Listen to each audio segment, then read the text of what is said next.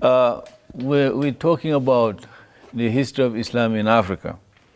Now, when we talk about the history of Islam in Africa, we have to recognize the fact that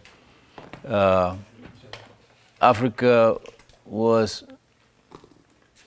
in the picture very early in the history of Islam, because the first migration of the Muslims was to Ethiopia.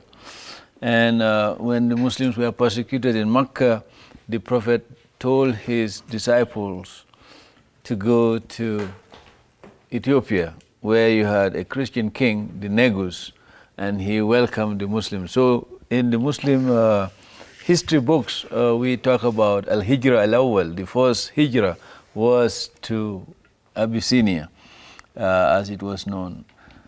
That provides the earliest connection to Africa with regard to the development of Islam in Africa. Now we know from the historical record that those Muslim migrants or refugees went back, and they are known as the boat people who went back in the sources. They are the boat people, people of the boat, who went back to join the Prophet in Arabia.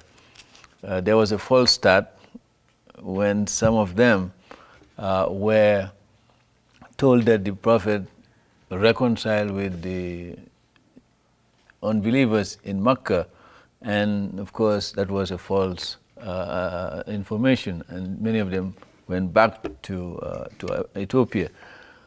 I make this point because there is a connection between Africa and the three Abrahamic religions.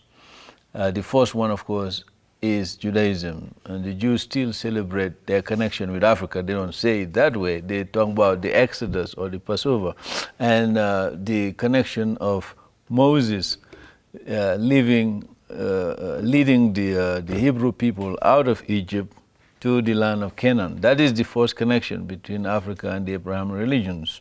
And of course, the Seder celebration of the Jews revisit that issue every year. The movement from Egypt to the land of Canaan.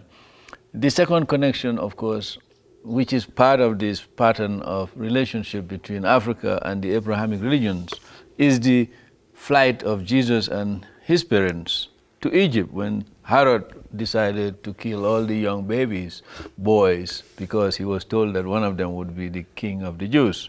And of course, this is in the gospel. So that provides the other linkage between the African continent and a second Abrahamic religion.